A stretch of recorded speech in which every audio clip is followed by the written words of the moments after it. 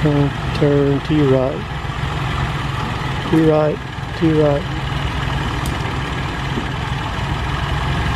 Come on, Brandon. There we go. Brandon's wife is going to be proud of him. I'm putting him through the ringers today, boy. What's fun in having a brother-in-law if you can't torment him, you know? Make him fear death straight in the face. And they ended up breaking. Woo! Son! Was not expecting that. I mean, at least if I want to run buck naked out in my yard or go out there and pop a squat or squirt the dirt or whatever I want to do, I don't have to worry about any of them riding around the curve and seeing me out there popping a squat or squirting the dirt or anything like that. It's got one on two sides of the pump, so it's got one right there. See, that's the same thing right there, and one over here on this side. It was just for extra attachment. I never even heard of that. No, before. It's basically a shock absorber is what it is. I got this line that's about to go. That goes to the back of the control valve. That's that one that goes right up against the firewall. That's such a pain in the butt to change right there. I figured one day we get Jay out here, let him, we ain't got nothing to do. Yeah. Let him change that. Oh, it stopped me dead in the water, man. Oh, yeah.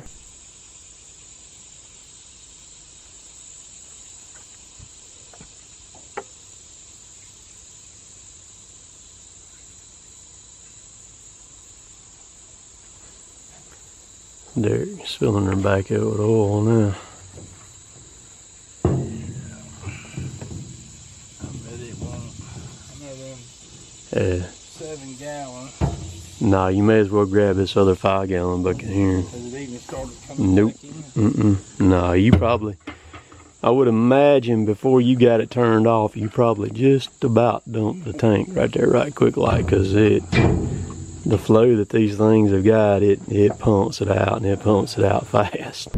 So here's our other equipment. There's our 748 G3 with the wide tires on it, and our 822 Tiger Cat with a 622 B Waratah. We're gonna drive right under the boom right here. Y'all hold on tight. I'm gonna pick them up truck. See it? Right under it.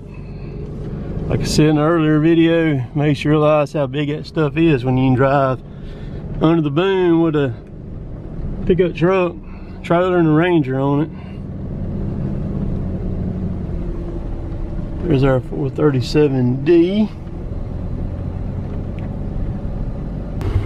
So we're laying out the field now.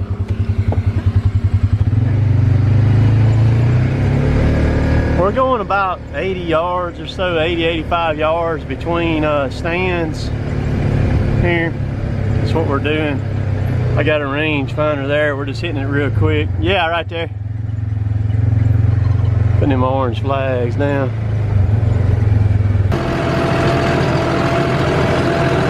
Well, this is one of the new roads that we put in for some people to see what it looked like. So this is it right here. We got a good coat of clay on it. Got a little bit of curry onto it. Slope off the left side over here.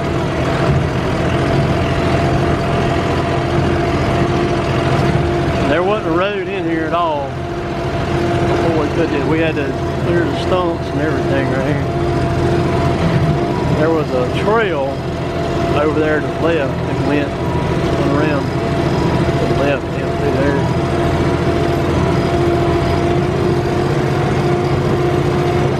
So this road here is going to be a quarter long.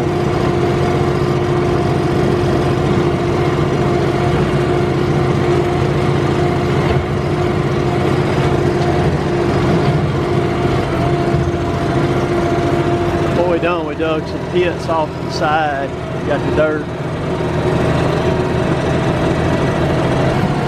So Derek just put this culvert in right here yesterday.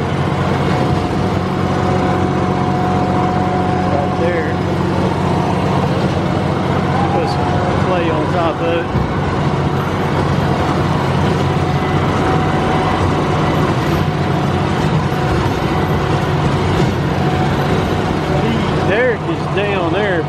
drilled the culvert in right now.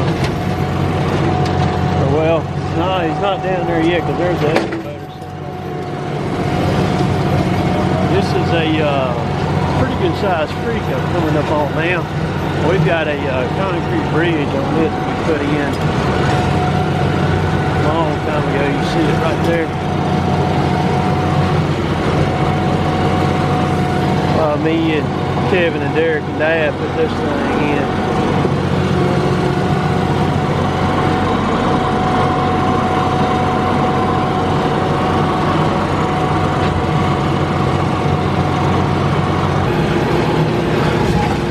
So we're coming up on, this is a gas well pad right here. They actually drilled this, built this pad and drilled it and hit gas and oil in 2007, and they never have piped out here, and they just got it sitting there right there like that. And this is on our place right here too. Just sitting there. That's back when the oil was so daggum high, you know. This group that come in here and did this oil well right here, did this drill. They basically brought an entire city in here. It could have been drilled with a lot smaller rig, but they set up, they brought everything in here, man. They had living quarters, whole 9 yards. This rig was so tall, it looked like something you see in Texas. It stuck way up over trees. I mean, you can see it from all over New Hope. And it took them like 3 months or so to do it. And they didn't go that deep, but they just made a huge production out of it. I think they spent like $300,000 just building this monstrous pad right here. And I remember some guys telling me that do rigs, that do oil drills around here all the time. They said that they could have drilled it for nowhere near what they spent on it, and then walked away from it too. Kind of crazy, because I mean they lived here while they were drilling it. They ran them a temporary phone line in here. I remember that. They had a guard shack up there. People had to check in and out, come in and out of here too. It was just crazy. Well, you see all the gray rock. It's 2-inch, 3-inch rock right there that they hauled in here. Oh, mercy. Like I said, that's back when a barrel of oil went way, way high. And they did this. The first thing they did was they got into the groundwater here. And once they went down so far, and they had to fix that because water was pouring into the hole, or, you know, where people would normally have a well to drink out of. They got into the aquifer or whatever the heck it is down there, down below the ground down there. Then they hit a bunch of pea gravel when they got down. I forget how many feet down they was when they hit that. And they ended up breaking. Woo, son! Was not expecting that. Things don't wash right there, boys and girls.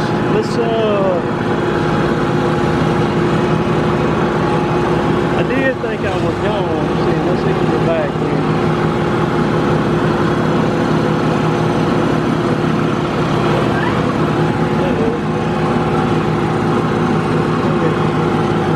There's here. That took my breath away right there. See, it's about 20 foot, this pad's about 20 foot high over there. But anyhow, what I was saying is they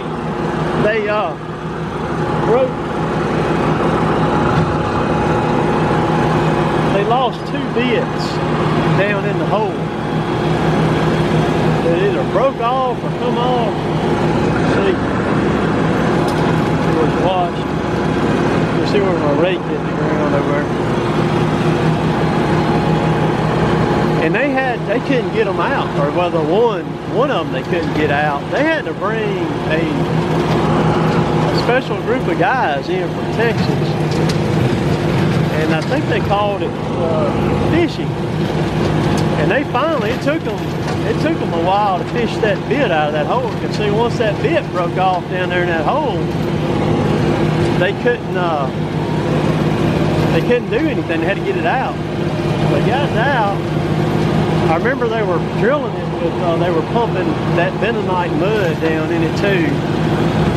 And that wasn't working too well for them, so they tried doing it with air. I remember they had several of those monster air compressors, huge things that they brought in here, and it was so loud with the air. If you come down here, you had to put in earplugs. I mean, you couldn't even hear. It was so loud, but they it was crazy, man, the amount of people that they had down in here doing all this right here. But it was a monster rig. I mean, you could actually get up there on it. I mean, it was a room for tons of people up there on it. They told me I could do whatever I wanted to as long as I had on a hard hat. So that was back before I was filming or anything. And I come over here and watch them get up there on the I guess it's called the oil derrick or whatever it is, up there on the rig with them. See, there's the wellhead right there. They got everything chained on it where you can't turn on the valves or anything. Got a chain and padlocked up right there. I think, if I remember right, they went down about 7,000 feet down below the surface down there where they went with that thing. Best I can remember. So I've got me some reinforcements here now. My sister's husband, Brandon, showed up. See him right there. Savage, boy. No mercy. So I stopped him. He's going around the edge of the I just stopped him, told him don't run off in that wash over there. Because he was headed straight forward. Just about moving with this here.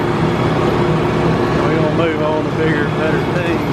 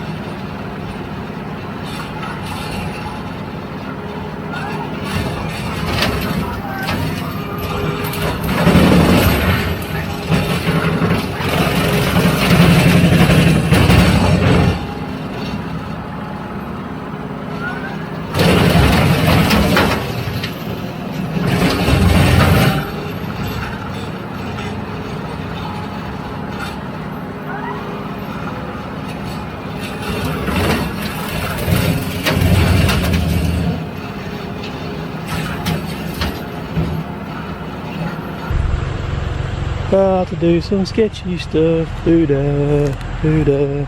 Hope I get away with it. And then how it goes on TikTok. Let's see here. So I think this one's worse than the other one. Yep. Now I think we'll take our chances and try that one over there. If I make it across without breaking through, you're gonna make it across, all right? Just stay right in the middle, all right?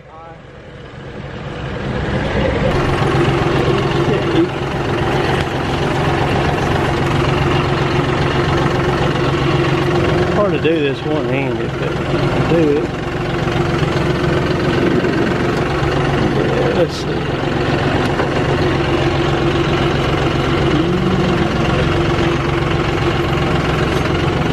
I'm gonna let that bush hog down. That board right there gave a lot. Get a little weight off the back tires here. Put in 4-wheel drive, that way in case I have to clutch it real quick. Cool. Let's see. I'm trying to get right on that metal runner right there. Watch Brandon fall in on him when he goes, he's going across it. That'll be bad because I weigh a lot more than what he does. And let the bush hog up now. Okay, I'm across, people. Now we got this tremendous freaking tree. Let's see. I'm just going to lift it up over the top. Let me slide across my canopy. Brandon's going to have to just eat that thing. He comes across it because he don't have no. Right off the bat. Well, I live to tell about it. Let's jump down and check on old Brandon here. Make sure he makes it. About to do some sketchy stuff. We're gonna get away with it. Oh, don't come that way. Dig it up. There we go.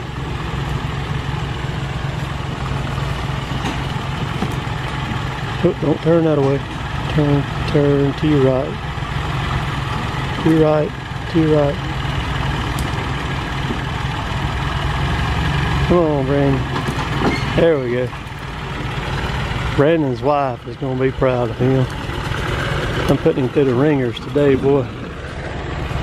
What's fun in having a brother-in-law if you can't torment him, you know? Make him fear death straight in the face. So poor Brandon, all this is cut over. I looked up and he was out there on the tractor jumping stumps, and I was like, no, man. The field's up here, so I had to back him out. The edge of the field is right here. Pick your push. There you go, buddy. Come on, let's go. I'll ring it out. Come on this way. Okay. He gave me the thumbs up. I looked out there.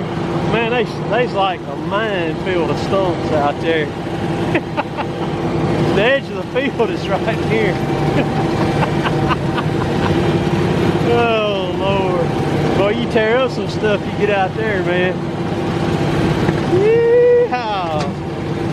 Never a dull moment, man.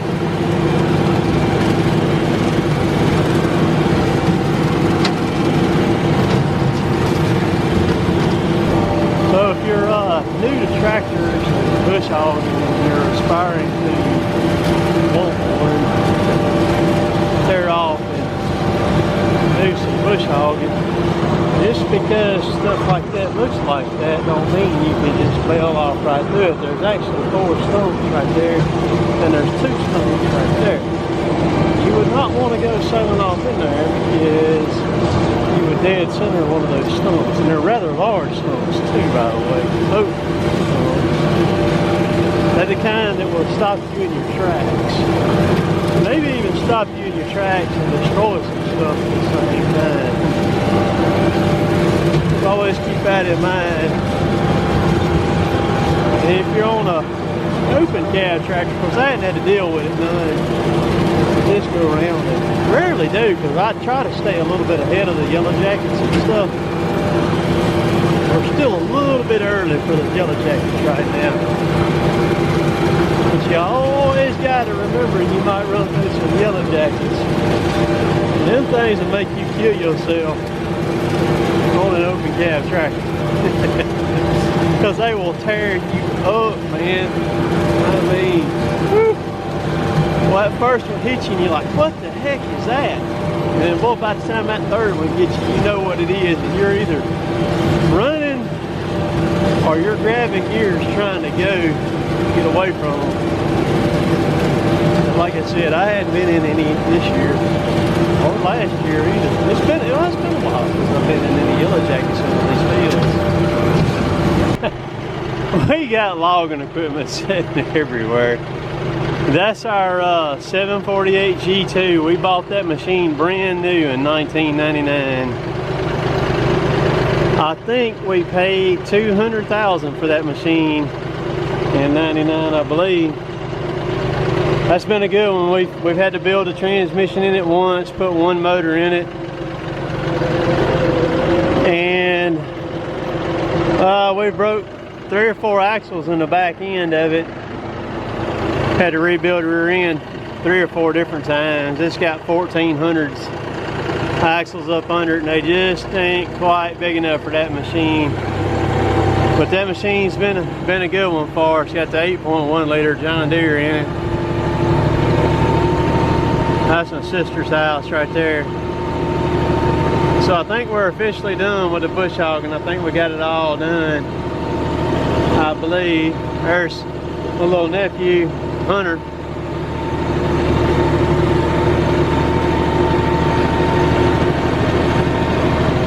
And then this is Kevin's house.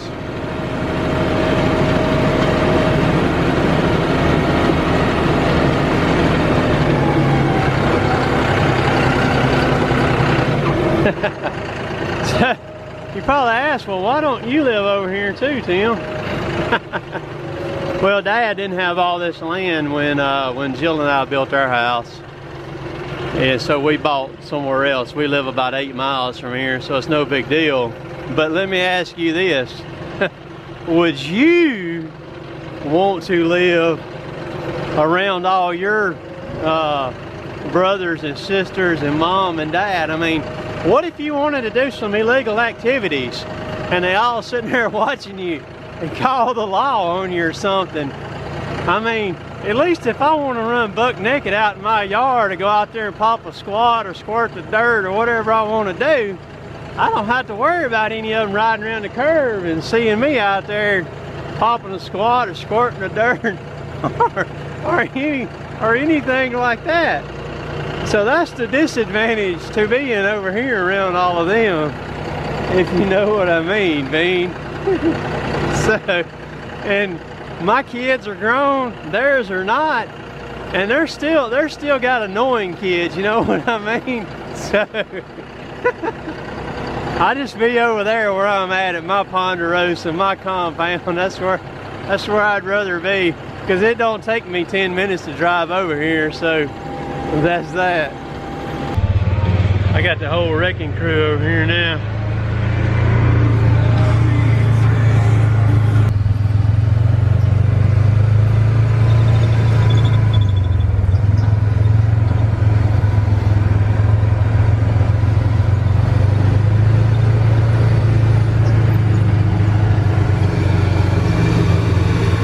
I got so tickled watching this video as I was editing through it. Good stuff.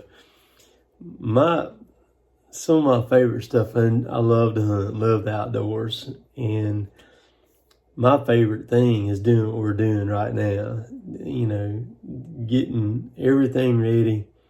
We've got all the bush hogging done. We have a lot of ground to cover, and it's all kind of right there in one area. The state line runs right through there. We got land in Mississippi and Alabama on both sides of the state line right there. And so we all try to get together and get it done and get it knocked out. But good times, you know, good times out there with with my sister's husband, my brother-in-law Brandon, out there running around, and then his little boy Hunter out there with us too, messing around. And it's people in the know what I mean when I talk about doing all that. It's a lot of work, you know, but it's also a lot of fun, a lot of memories. Man, I grew up right here. You know, my great aunt owned this place this particular place right here, and it's actually one of the next to last places that Dad bought. He bought where his house is, and my siblings' houses right there. He bought all that land first. Well, he started buying what was in Alabama first, and he bought that land there where they live in Mississippi. And then he just kind of started buying up everything around, and it's given us a pretty good size area over there. I really don't, honestly, I don't know how much land it is. I'd have to just figure it up to give you an exact number, but I mean, it's a good bit. I mean, you can't pick up as much ground as we're covering with the tractors and bush hogging and all the trails and stuff like that, you know. But I was saying a while ago, I grew up this place right here at the very end of this video where Brandon and I were bush hogging where the gas well is, where Derek's on the bulldozer right here, where the excavator was sitting. That's where I cut my teeth deer hunting, is right there on this place. This place right there is it's approximately 150 acres on just that spot right there.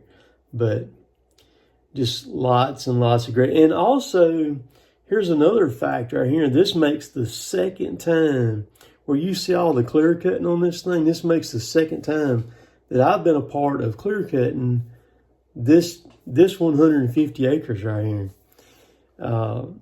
This was kind of the initial place where we started logging at and learned to log was on this piece of property right here.